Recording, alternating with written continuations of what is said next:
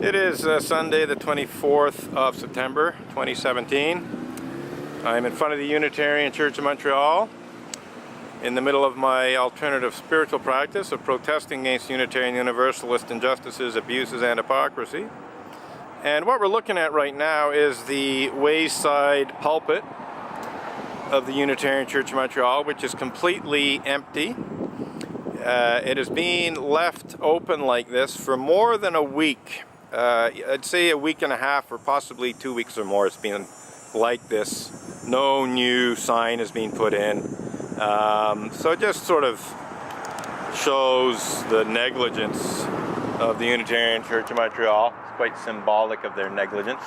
So in any case, I was in the middle of a monologue about just how empty the Unitarian Universalist Association's blasphemous libel accusation against me is as well. That is devoid of any substance, devoid of truth, and so on. Just essentially a waste of words. Which in fact I could say the same thing about the Unitarian Church of Montreal's mission statement, but that's another story. So just to continue on with my little monologue about how the Unitarian Universalist Association's blasphemous libel accusation against me is completely and utterly false. The accusation goes like this. It says, "Your unfounded and vicious allegations to the effect that ministers of the association engage in such despicable crimes as pedophilia and rape are defamatory." And then it goes on to say that these allegedly unfounded and vicious allegations are so defamatory that they constitute the criminal act of blasphemous libel against the Unitarian Universalist religious community. Now, the interesting thing is that the second word of that accusation is unfounded. It's saying that my allegations about certain Unitarian Universalists engaging in such despicable crimes as pedophilia and rape are without any foundation.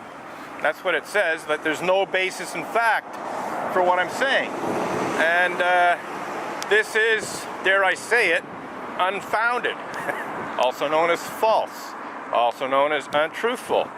I dare say an outright lie, because the lawyer was in a position to know very well that my statements were by no means unfounded, as he falsely alleged. So he essentially lied, and certainly the Unitarian Universalist Association lied, because they knew perfectly well that my blog post about Reverend Mac Wallace Mitchell.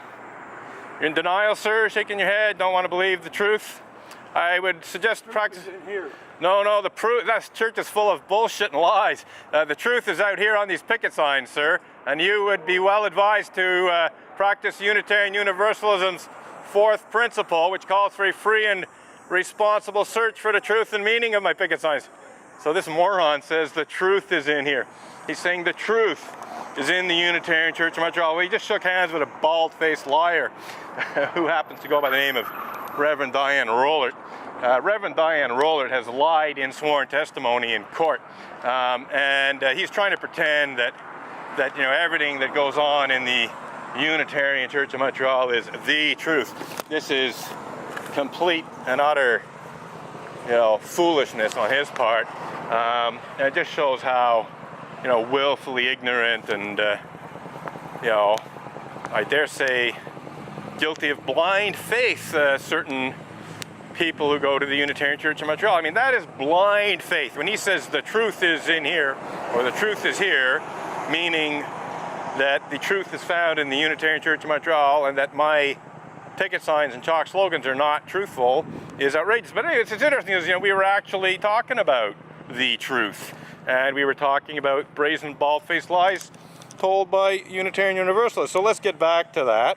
It's kind of nice that he actually made that ridiculous statement. So essentially, the Unitarian Universalist Association's Canadian attorney, Maître Marc-André Coulombe, said that my blog posts about Reverend Mac Wallace Mitchell and Richard Buell are unfounded aka untruthful.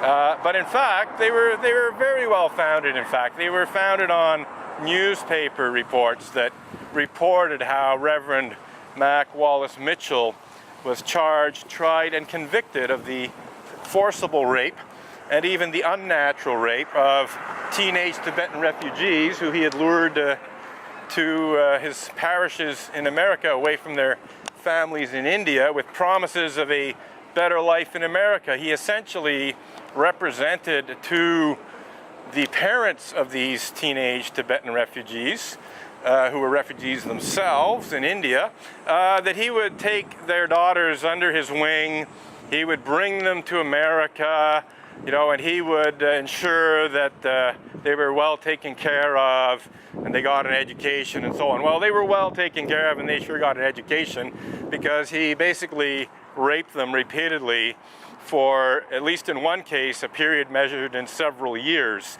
In other cases, it might have been some months. But he just essentially used these teenage Tibetan refugees as sex slaves. That's what it comes down to. And this was all found out, in the trial in which Reverend Mac Wallace Mitchell was charged, tried, and convicted of rape. Not pedophilia, because his victims were around 16 years old when the rapes took place, so not quite young enough to be considered pedophilia, but nonetheless, teenagers, children, in their mid-teens. And then there's Richard Buell of First Parish Norwell.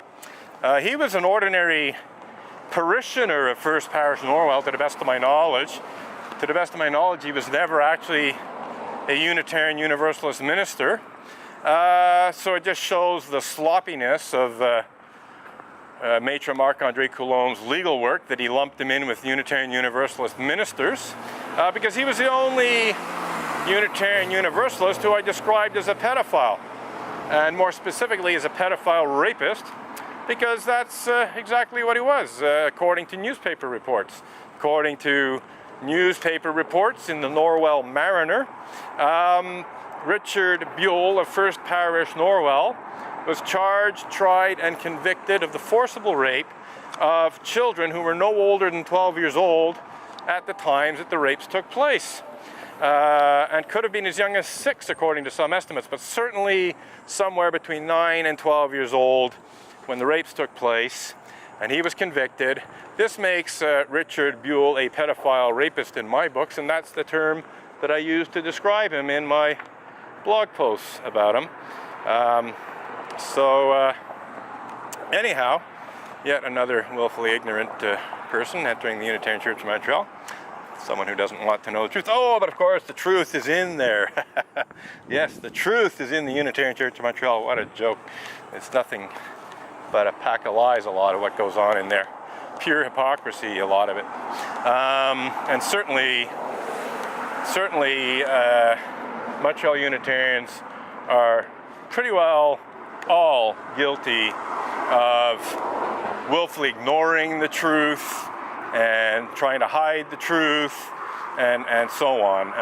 Definitely not a church that lives up to the fourth principle of Unitarian Universalism, which calls for a free and responsible search for truth and meaning. If Montreal Unitarians had properly engaged in a free and responsible search for the truth and meaning of why I'm protesting out here and what's said on my picket signs, and had responded appropriately, I would no longer be protesting. But they're just wallowing in willful ignorance and psychological denial, like the gentleman who walked in saying the truth is in there, and totally ignoring the truth that's written on the sidewalks outside his church and written on my picket signs, because I am very, very careful to ensure that what's on my picket signs and what's in my chalk slogans is demonstrable, objective truth that can be proven in a court of law.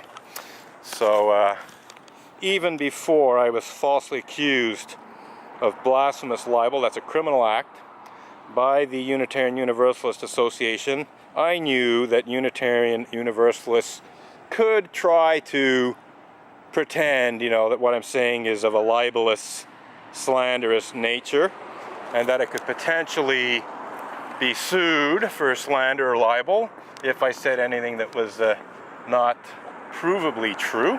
And so I'm very, very careful to make sure that everything I say in my blog posts and on my picket signs and in my chalk slogans is, you know, readily provable to be true in a court of law, such as Unitarians cover up child sex abuse. No difficulty proving that in a court of law. Atheist UUs are accusing me of blasphemy. No trouble proving that in a court of law. The Unitarian Universalists who are most responsible for falsely accusing me of violating Canada's blasphemy law are Reverend Dr. Peter Morales and also Kathleen K. Montgomery, the former Executive Vice President of the Unitarian Universalist Association. They are both atheist Unitarian Universalists. Church of the Image tarnishing ministers, well, I could go on and on and on about how not just Reverend Ray Drennan, but various other Unitarian Universalist ministers have tarnished the image of the Unitarian Church in general. This was originally inspired by Reverend Ray Drennan's rather intolerant and even bigoted attack on the state funeral of Pierre Elliott Trudeau in a offensive